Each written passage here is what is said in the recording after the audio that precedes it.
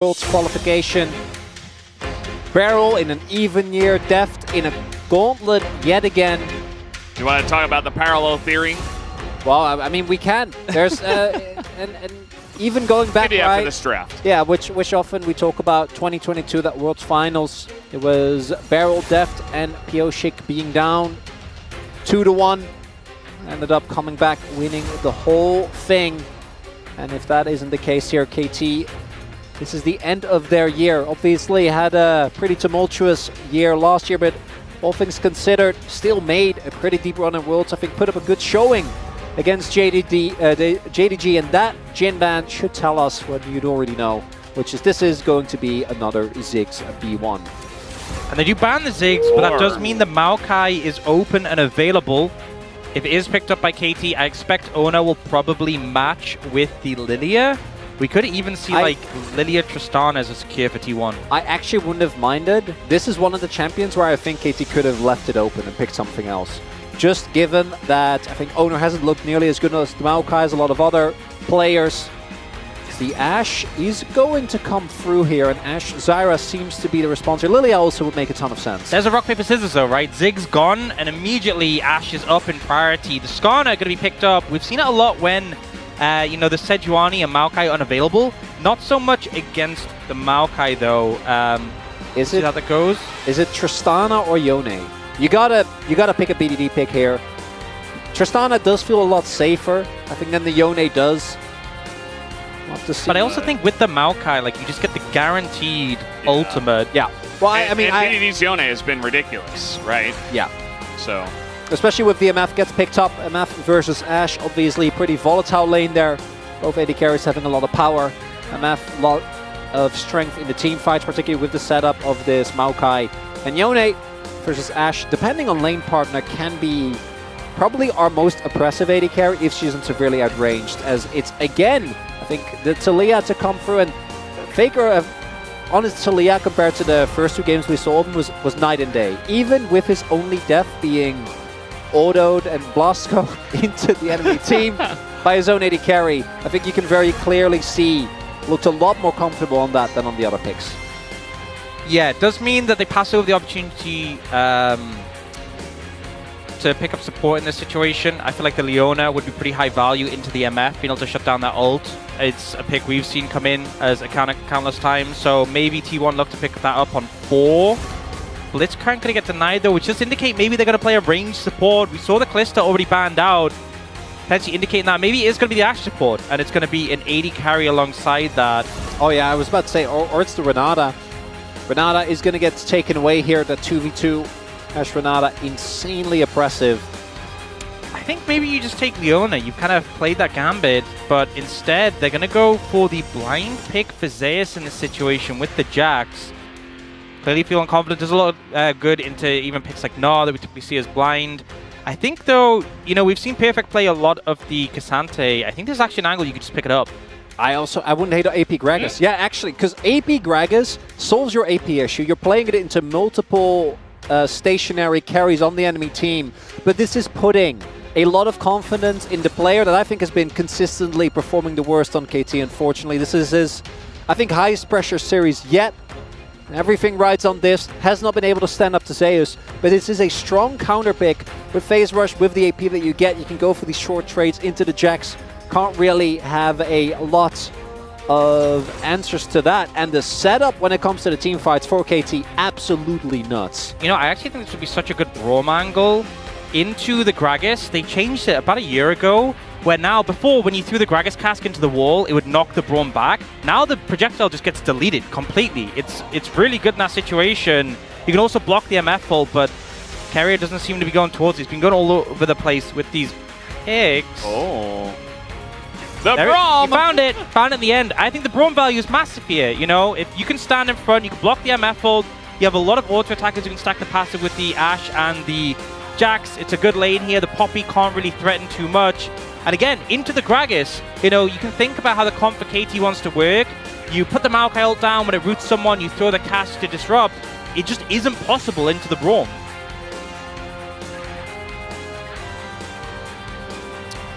Well, we're here at the end of the Game 4 draft, and Not really sure entirely how to feel about it. I feel like KT Rolster got the better of them again, but the draft looks very wildly different from what we've seen so far in the games, especially with the bans going on to the Ziggs in particular. I'm a bit concerned because I feel like KT has a lot of tools to go in to set up, has the wombo combo, but I think T1 actually armed themselves with some decent disengage and peel aspects that can mitigate that pressure, you know. If that wombo combo comes in, the Braum could do things to break it up, the Skarner as well with the Impale, and I think it's very much kite back. Play around the Talia, play around the Ashe, slow kite, and just mitigate the pressure. Yeah. As mentioned, like particularly when playing into a lot of melee, things like Jax when he can leap strike defensively, like the Impale, very high value. I do like KT having agency though. I think that when they look good is when they are the ones playing forward, when they keep T1 on the back foot, like they did in that earlier game. Well, looks like we're just about ready to hop on the right for game number 4. Let's do it and see what happens right now between KT and T1.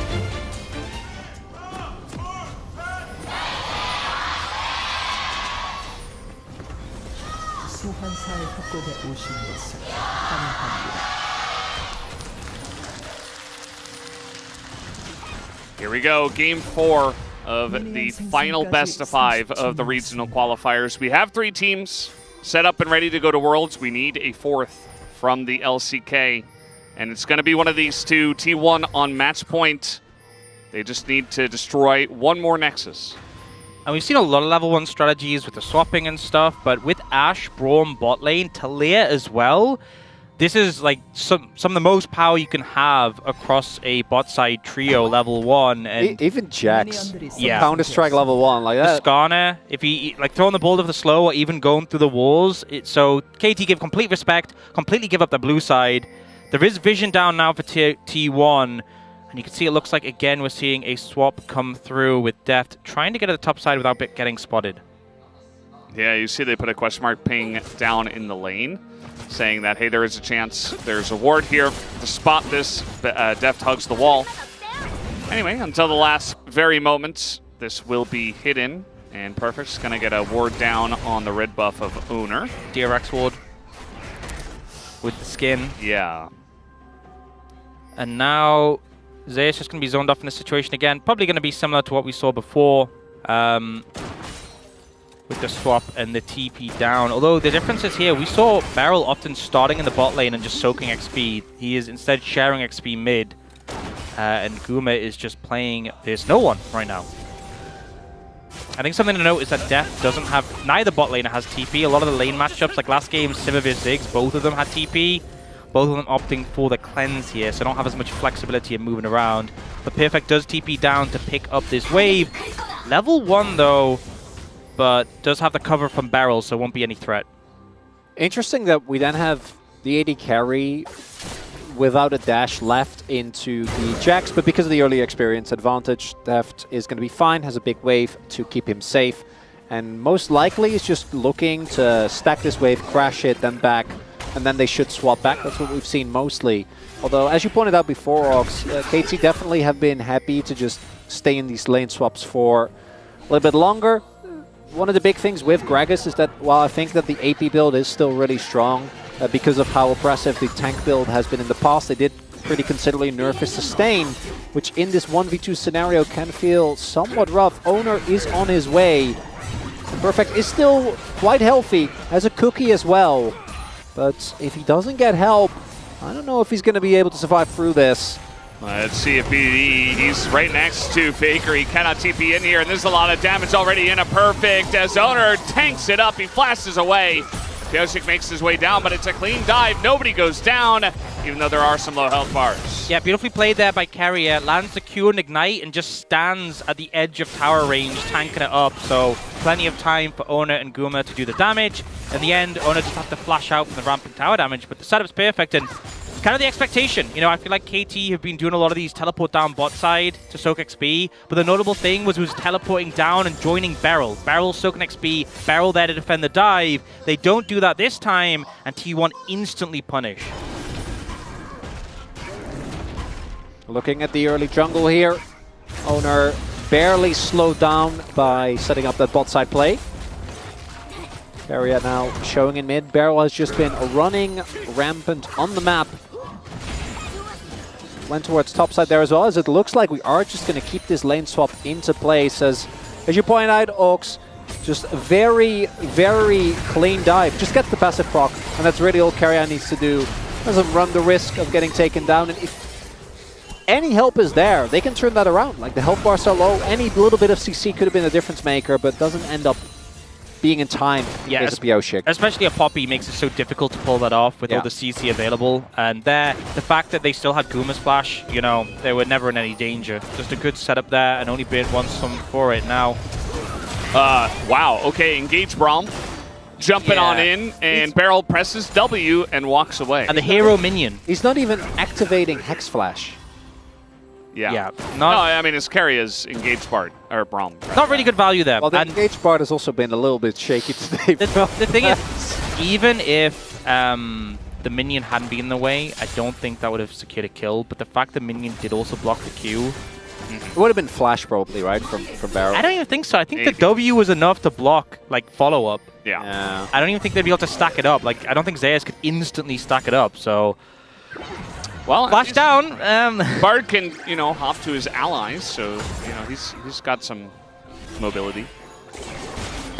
We'll see if he pays for that. Doesn't need flash. We'll see if he pays for that later. Because now, obviously, Oner and Keria without flashes, so maybe KT find an angle to punish. And Faker, with a bit of help from Keria, doing pretty well in this lane matchup. The Talia definitely faring a little bit better than some of the other picks he's had into it. What is big though is BDE still has his TP available, so will now just be able to make his way back as... Ooh, perfect, taking a lot of damage here, really struggling. That TP to mid lane, also got a signal. And he is close to level 6, but doesn't have it just yet. Yeah, and Guma has ult, they can dive this. Yeah, absolutely. Perfect with flash. He's just going to body slam away, and... Yeah, I mean, he doesn't go down, but it's still giving free time and money over to the side of Guma, who's just taking down plates alongside of Keria. And KT at least are getting some of these grubs here, so that will be their trade. It feels like, you know, we've seen these long swaps from KT and no team's really made them pay for it, but finally T1 are like, fine, you want to stay top lane, you can have the grubs, we're just going to take plates. And it's so hard to trade in return with the fortification. And dragons again. Well, dragon again. Yeah, I really got to question this by KT, because also, again, I feel like when you pick something like MF, even into a fairly oppressive bot side, if you are that scared to take the 2v2, you probably should pick something else. Because Perfect wants to be in the 1v1 against Jax. Like, this is a great counter matchup where you basically, from start to finish, with that with the AP build, are able to do really well into this Jax. And that matchup gets denied, and instead you have Gragas just alone in a 1v2. Yeah, and the thing is, the bot matchup's not even that bad. You could be excused for doing like a short swap like we've seen, just to, you know, that'd be fine. But swap back after some point. They opt not to, and we'll leave them in a little bit of a deficit as a result. And now, Perfect, you know, this lane that's supposed to be favorable, Zeus is ahead in XP and ahead in farm, but still not really able to do much into the Gragas. I love body slam. Yeah. When Jax counter-striking, man, it's so satisfying. It's just the way it goes. But he's still behind. We do have BDE roaming over with the ultimate. Bioshik sitting here as well. Yeah, it's Guma and Keria. Guma does have an arrow, and the door will be held. The cleanse comes through, but Guma's in a lot of trouble. Beryl getting under that tower, though. Takes a ton of damage. Does not matter. They bring everybody in here. But now the follow-up from T1. They get the kill onto the tree. And now they're going to get the flash at a Beryl as well. So at the end of the day, a lot of rotations over. T1 do trade back. Is that worth? I'm not so sure. Definitely a rough trade when it comes to the summoners here for KT. They get a kill onto the MF. Summoners are there to be burned. As we learned from Keria. Hex Flash. Yeah, Beryl enabled Hex Flash. Yeah, I think in terms of the summoners, not a good trade, but they do deny Guma a fair bit of farm. But overall, scrappy, I think, is the takeaway. It could have gone a lot worse. Yeah, this is a good play, though, from Guma and Keria. Guma blocks the Maokai ult and cleanses it, and then Keria blocks the MF ult. Still, though, BDD is really the sort of linchpin in this one, where when he comes in, Guma knows there's no way he's getting out. Keria tries to pressure deft, Maokai does go down. So it is a 1-for-1 and then a trade down for summoners of KT, but if you look at the gap that sort of opened up a bit in the bot lane, that was the value they're hoping to get. So I think both sides kind of examining what the outcome was, and undoubtedly we'll fight again in a couple of minutes to try and see who got the edge. Yeah, I mean, you definitely can expect KT to fight. I think that T1 have not backed down from fights necessarily at all in this series so far, so would expect some more action. BDD gonna come down here and match Faker in the bottom lane, as it was only 2 plates that did go over to Guma. We'll see if KT is also, once again, just going to give over not only the first Drake, but 2 Drakes over to T1. They have definitely highly prioritized getting as many grubs as possible, but at the expense of giving over the first 2 Drakes to T1 every game. I will say this game doesn't feel as good because when you see Mountain Hextech as the first 2, there's a pretty good chance you get a weaker soul, and 2 of the strongest aren't on the cards. So T1 maybe want to reconsider if it's worth committing so heavily towards the Dragon if they can find something else in return. I think that could make sense. But right now, Grubs is up in 30 seconds. Denying the 6 Grubs from KT would be pretty big. Right now, though, KT leaning down towards the bot side, challenging the jungle and forcing Faker away from the tower. I mean, they'll challenge him, but T1, Keria, and Oner will come in and essentially just shadow that maneuver from KT. They keep Faker safe down in the bottom lane. Kyoshik also showing off the Juhan skin here.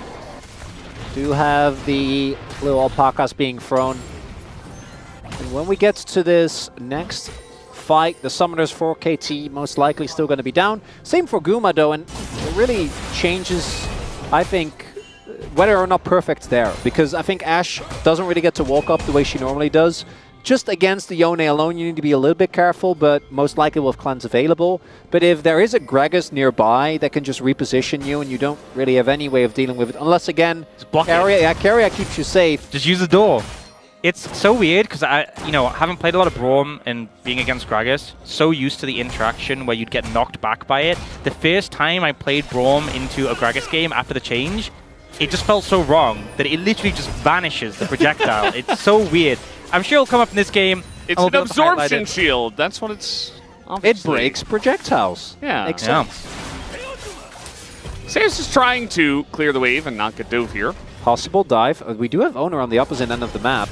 Yeah, Keria has always been in the right spot to deal with this, as in the 1v1, Guma says, okay, I'm just going to get a cleanse, gathers it here. So Nakam is going to miss, and BD doesn't do much, but the knockaway of Keria is a big one, but the counter-strike catches all 3! And Beryl gets so incredibly low, and now we got a TP coming in. Pilshik has to flash away. And that dive did not work out the way they wanted it to. They're lucky that Faker's TP got cancelled by Perfect there, because if he makes it over and he ults after them, could have been a whole lot worse. Oner also picks up the crab, and T1 setting himself up for the 2 Drake lead. Well, fortunately, Deft, his flash is coming up soon, so they can burn more flashes trying to dive bot lane Nice. after this, because it feels like that's been the theme this game. Go bot, try and dive, everyone flash, leave. But it does give over the Dragon Crash to T1, and they are hoping it's a good one. Mtech? What's it going to be? It's Cloud. I think the Cloud value is decently high here, That's good. I think, especially with like Ashe, Talia, Skarner, the movement speed is solid. Maybe would have preferred an Infernal Soul, but they'll take it. It's not Chemtech. That's the lesson. It's not Chemtech. Yeah. Not Ocean either. I mean, it's not like you're playing against a huge amount of poke on either side. So, another look at this dive. So, in theory, it makes sense because you have a Poppy. But in practice, all your damage is going to have to come from the Yone, and this is a Jax. So the Counter-Strike getting an absolutely insane amount of value. Keria also is able to make it back like pretty soon. And again, if that cancel on the TP doesn't come through, I'm pretty sure at least 1, possibly 2 people just end up going down immediately with Faker getting the wall. Sparrow. They're going to get his flash again. They're just collecting flashes. Honestly, the flashes per minute from KT this game, off the chain. This is record-breaking stuff. Might be 1 per minute at this point. I mean, it's really fast.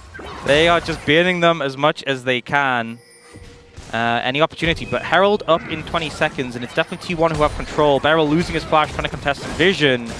No actual, but the threat of the Skarner is still very much there.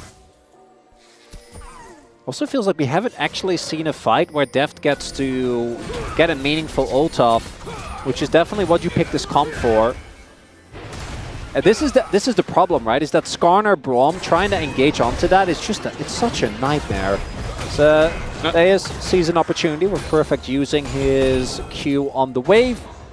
but not really gonna get too much going. Perfect really wants to finish his Roa as soon as possible. Should be able to get it on this back, and both of them have TP available. Might be looking at a Herald fight here. But you see KT, they can't really just walk into the choke point against the amount of CC that's available.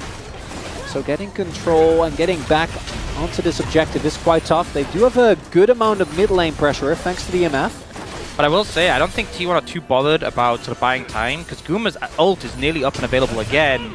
That's such a big tool for them leading the charge in these plays. Death's cleanse is down for like another 20 seconds, but I imagine they'll probably look for someone like Beryl who is flashless, or Yoshik when they try and make the engage.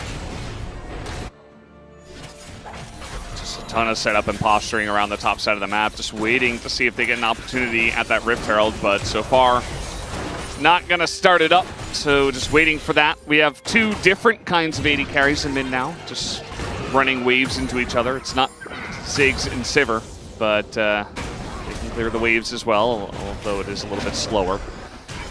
And not as much action. It really feels like now that we're really on the wire, against the wall, both the teams are...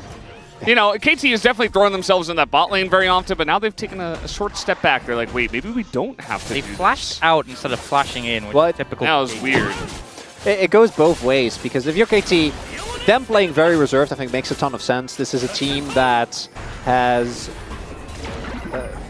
I think, throughout this year shown us both the highs and the peaks that you'd expect of both these players and the organization.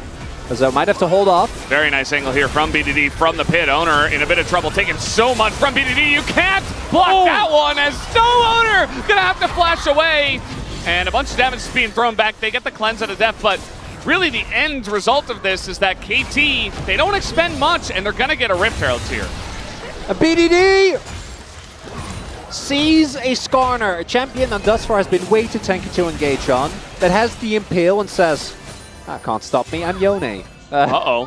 Faker in a lot of trouble here. He is going to flash, but still gets knocked into the wall. You see Keria trying desperately to save him. The Poppy doesn't have much damage, but it is enough, especially with Pyosik around here. And now Keria is being run. He's not going to get stunned into the wall, but still a nice kill for KT. So as I was saying, and for T1 on the flip side, they've been in a 2-1 position before against 3 of these players. On the opposite end, Herald. Oh, what happened there? Yeah, well, we all know what happened there. That's why Pyosik has that skin. As bot lane turret is going to get taken with Pyosik charging onward. And I mean, they're setting up for another one. Keria's not even that healthy, but yeah, not gonna overstay their welcome. But perfect. Okay, he's making a play in mid, and Guma has flash, but he says, "Well, I'm not gonna get out of here." Nearly kills Deft, but it's still a very nice play out of perfect, and that's exactly what KT need. Perfect. Super good engage there, and Guma, honestly, in the follow-up play, actually landing a lot of damage, nearly taking down Def, but unfortunately just not able to do it. But yeah, a good setup from Perfect, kind of reminiscent. If everyone will remember, oh, more action coming. Well, this is Beryl kind of alone, not the first time we've seen this, and Oner just able to maybe get revenge. No, Beryl just flashing and Nimbus cloaking and trying to get out of here, but Keria says no. That's the Q-Max Braum, baby. He's got the damage. The burst too much, and now Deft in a lot of trouble. Zeus gonna get slowed up here by the Make It Rain. We do have Pyosik coming on in, but he's really just for peel. And arrow. Okay, that's gonna hit the Maokai. Does Zeus have enough to chew through the Locket Maokai? The answer is no. Drake's up though. Like T1 is looking at Soul Point, and KT, that topside play was great, but they invested a lot. And not getting enough, I think, to deny this possible Soul Point. Although the TP, or rather the Perfect, has been able to shove in that wave in bot. You know, Valdez, I think they heard you say this game has been a bit quieter, and they really took that personally, because the last couple of minutes has been... I appreciate that. Very explosive. It's Both good. teams jostling, but a lot of summoners now down as a result of that. A lot of ultimates down as well, and you can see KT trying to set up and maintain control of this Baron area. I think actually KT has all ults, but like the Impale's still down, the Ash Arrow's still down, Zeus still doesn't have his ult. It's a lot of flashes and cleanses, burned and just not available. This is a good timing, I think, for KT to capitalize before those ults come available, but the window is short, and it is closing as they look to get mid-prio. Yeah, looks like they're not going to have the angle, although BDD is always seemingly looking for an angle. Do have Zeus pushing out that bot wave. And it's really hard, again, to engage on these members of T1. Unless you can just knock someone down. Zeus is going to be spotted here. T1, that's the engage roll. Yeah, the engaged Braum coming on in, and it's Oner who is very tanky that they engage on. The Impale not going to hit anything. The cast is excellent, and down will go Keria, and Oner is left alone as well. KT Roaster pick up 2, but now T1 trying to get something. BDD will have to flash away. Oh, he gets over the wall with the Q3, and now he's totally safe. KT are not done yet. Oh, the health bars are low. Oh boy. BDD is on fire on this pick. All right, I know that they lost one game with it, but I think we had the right idea when we banned BDD's Yone. Because this man will not be stopped. Ends up making it out alive. And now, Soulpawn denied, and crucially, a lot of summoners being used by T1 here. And the engaged Braum doesn't inspire joy, but mostly Gumayusi just not in position to follow up. The Unbreakable comes out to block the MF ult, but the angle means it can't block the Braum, the Gragas ult, which knocks both the Braum and the Skarner into a bad position. And T1 look for the cleanup on the back end, but a great play from BDD means he doesn't even go down. On the frontline guard, there's not much you can do. Go slow, he says. I feel like maybe that's just the default thing you say on KT.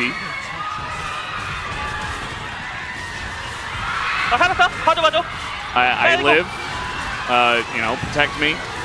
The immediate body blocking as well there from Perfect and Barrow, I think, to be like, he's not getting volleyed. Take We're keeping this man safe. If you're on KT right now, you're like, okay, if we keep BDD alive, maybe we just win. And you know, Perfect, the last time these two teams went head-to-head, he honestly got bullied by Zeus. The Vayne interconnected, that game was rough. Game 1 of this series, playing the Cassante, you know, blind picking it and getting punished, but he's really started to show up in this game on this Gragas, making some impactful ultimates and just filling the role for the team. In this one of the Rumble game, definitely a good return to form for him. And we still see he's behind on goal, but this time it's more so that he's just impactful in the fights, right? Given the pedigree of the two players, it makes sense that Zeus should be having a lot of leeway, a lot of space in this lane to showcase his dominance. But as long as Perfect can hit ultimates like that, break up the fight and allow KT to pick off members one at a time and break up that formation with that Braum and Skarner, makes it so much harder to play. And Game 5, not yet here. Mid lane turret still standing. No decisive objective lead has been found either way. KT are sitting on a gold lead right now, though. So we do have Perfect pushing out that bot side. I imagine looking for his next item. Yeah, the pace has picked up quickly. We're starting to see a lot of second items completed. Deft nearly has that Infinity Edge. Got the Cosmic Drive from Perfect for a lot of that ability haste. And the Rowan nearly stacked as well. Lady the Wind King, Shield Bow on BDD. Feels like a lot of spikes are coming through. With Baron on the table, we can see teams starting to set up and maybe look for some picks to set up for it. The damage is there to take down a Baron at the opportunity. They're trying to get in here, and they're just lining up for the Yone once again. Zeus getting pretty low, but he is Jax, and they're engaging onto Jax Braum. That's not the best. Oner trying to get in with the Impale, but Faker gets cast into the team and left alone, and he should be going down. There he goes. Perfect trying to follow up, but he already did his job. And the minions, again, favoring KT as he doesn't get the body slam. But now, with Faker not there, does KT want to push it? I don't think they have to. And with Oner still being quite healthy, having Flash, and having the just being Skarner, yeah, he is Skarner. Not going to end up going for more. But again, this Yone, so many of the plays, even that one that felt a little bit scary, ends up working out for KT. BDD just been so good on this pick. Does get stopped by the Ash Shower here, but the setup is there. Getting the Q3 on a 2 into the ult. And so many cooldowns used for the Braum and the Jax immediately to mitigate this. It means they're not in really position to follow up. Faker ends up TPing in a bad spot, and Perfect, that cast was, I guess, perfect. It was how glorious. I describe it. It was right after Faker Flash, and it was right before Perfect got impaled. So it was literally perfect timing. Yeah, this Yone is a problem, guys. I know that Zeus, in theory, should be doing decent, but it makes it just so hard due to the Soul Unbound to actually get the trades that you're looking for. Well, okay. You can't hit them all. Hey! Good hustle. Flash, Good Flash hustle. gone for perfect as well. Guma didn't have Flash, so if he gets that... Oh, it was so free. You miss every shot you don't take. And you miss some of the ones that you do. You do. Yeah, well, you know, it's better that he goes for it than that he sits back and does nothing, right? I guess. He's calibrating. Yeah, he's getting ready for the next one. And now we got a fight breaking up for some reason, or breaking out, as Oner tries to impale. Isn't going to get anyone. Faker just trying to run into Barrel. Oner. And Guma trying to do damage to Deft, as actually Zeus has a very good angle. 3-man stun comes in, and Zeus will get the kill, but down will go Faker. Oner is so low, but T1, they are kiting this one out in a very scrappy fight, as the Ashe and the Jax are going to have big value here. BDD not really finding his angle personally. And T1 kind of settling down here. Barrel. Secret Agent Barrel. He can, yeah, I mean. It's Barrel. Keria will chase him, that doesn't matter. T1 are going to get the Cloud Drake. Yep, we'll get them up to that third. And honestly, I think to me, the standout was Zeus, the angle he had on that fight, being able to immediately interrupt Deft. You see, as the fight sort of breaks out, it's very scattered, and KT make the decision to try and pressure towards Faker and Keria here. Faker going a little bit danger close with that Weaver's Wall. But the other side of the map, look at Guma aggressing on Deft. Deft pops the ult, immediately Zeus capitalizes. And bear in mind, Pyosik and Perfect, they don't have any cooldowns available to peel. The MF goes down, and then with the Braum Ash, Perfect can't get away. Crucially, we see the lack of damage that BDD offers because they were off on the other side of the fight. Did end up getting Faker, but end up paying for it pretty heavily. Now Deft is the one without sums. Guma did use his flash in that one. Right now, that is something that maybe KT can use as they are just starting it up. I know Maokai has great objective control, but that's a little scary. There also isn't anyone in side lane, so it's not like you're going to get a TP. Yeah, it looks... It's like they're banging their head into a wall, but as you mentioned, their turn is fantastic, right? With the Maokai, the Gragas, the Poppy. Yeah. So many different ways to find a target and kill target. As well, when you have a jungler with Warmogs, they don't really lose anything for starting it up if they can just disengage. Yoshi can heal up the damage with the Warmog, so just clearing the vision, testing T1. Really, and now they're going a little bit more committal onto it. They're dragging Zeus over. We'll see what they make of this play. BDD shouldn't be tanking it, though. That is one thing. Has taken a little bit of damage. Doesn't care. Finds Oner. Gets on in. The combo's there, but Keria stands in front, but Oner is dead. Down he will go. Now the front line. A massive cask again. Zeus is on the backside. He's alone, and he will be taken down. KT. They find the angle once again. Once again, BDD, the one to set it up, the one to lead the charge, the confidence to go into the Skarner, and now KT going to move back to the Baron. A lot of sustain between these champs, so the low health bar is not too much of a concern. No jungler, but T1 going to try and contest. Barrel is looking, I think, for a back. Not going to be able to have the time. Does have TP available, but crucially, it's only damage. There's no jungler here, and it looks like T1 not going to be able to make it through. KT, they want to bring this to a game number 5. We'll get the replay immediately, and again, BDD stacks up the Q3 on Baron, looks for Oner, gets the ult in, Gyoshik's there with the follow-up, and so Keria, he does his job, he interrupts the MF, he blocks it, but he's at an angle where he can't cover the Maokai 2, and then the cast from Perfect to heal the commit on the Zeus. Really well played. Also means that Guma can't do any damage, right? Faker is on the other end of the fight. The Ashe isn't actually in a position, and right now, KT, Rebel Baron power play, sitting at a 3k gold lead. And it would be so fitting for this telecom war, for the final spot at Worlds between these two teams. So many storylines, both from an organizational perspective, from an ex-teammate perspective, right? Deft and Keria, way back in 2020, DRX. Barrel, who's been a thorn in Keria's side for so long. Faker and Deft. Even Faker and BDD. These guys have been fighting, right, for the mid lane in the LCK for so long. And I gotta calm down because otherwise we're not getting a game 5. We all know how this works. Yeah, so I will chill out, Mao. I will yeah, relax. come on. It's a not big getting I want to away. watch game 5. I'm sorry.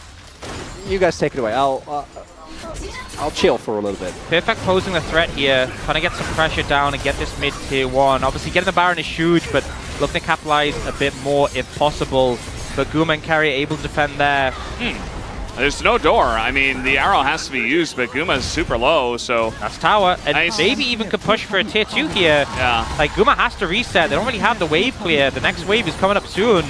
It's a very nice call from Def, just understanding the cooldowns.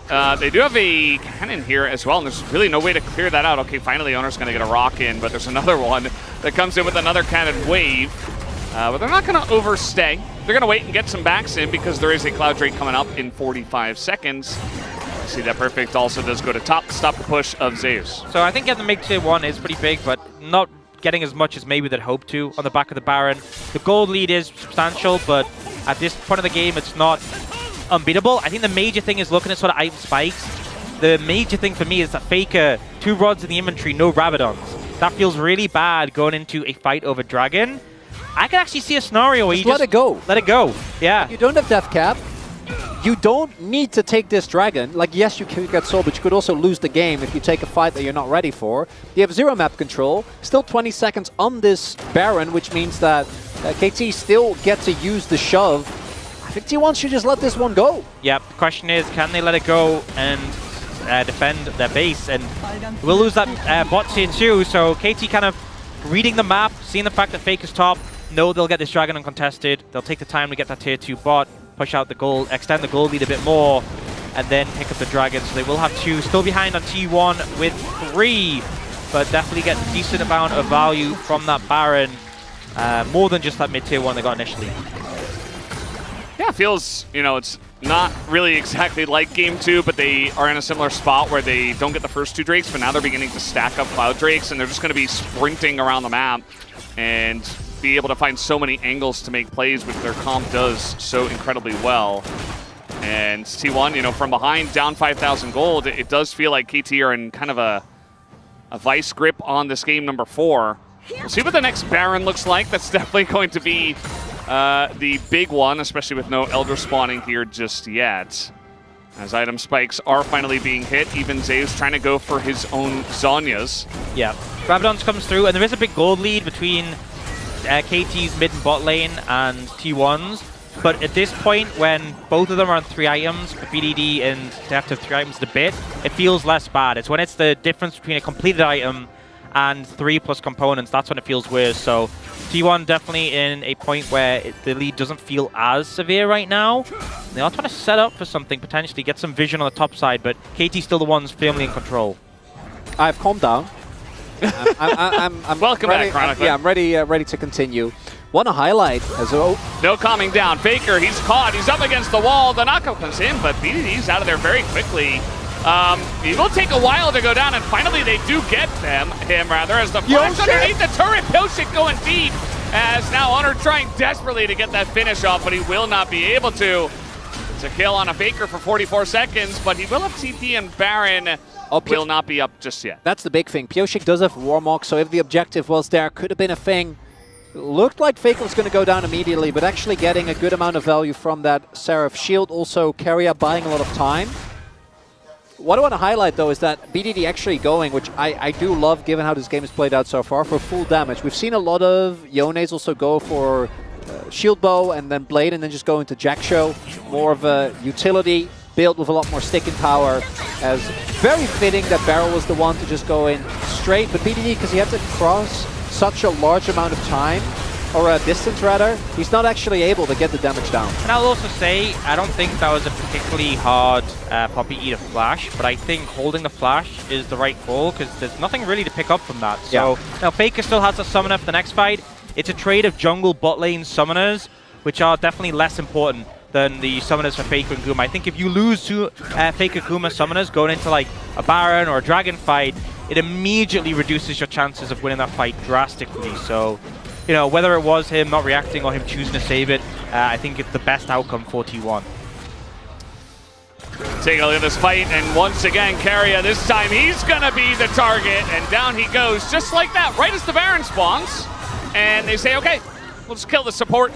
Keria, no flash himself, just gets taken out, and not much he can do about that. Decimated, you know, even the Unbreakable not really doing too much there to mitigate the damage, and now you don't have your support, but fortunately they have that ward in the pit, so they have eyes on the help. No flash on Oner, he can get over the wall, but it does make it more difficult, especially with BDD setting up those Q3s. And Barrel and Perfect also should be looking to play. They don't know. Oh! He's in the pit and it goes to Pyosik anyway.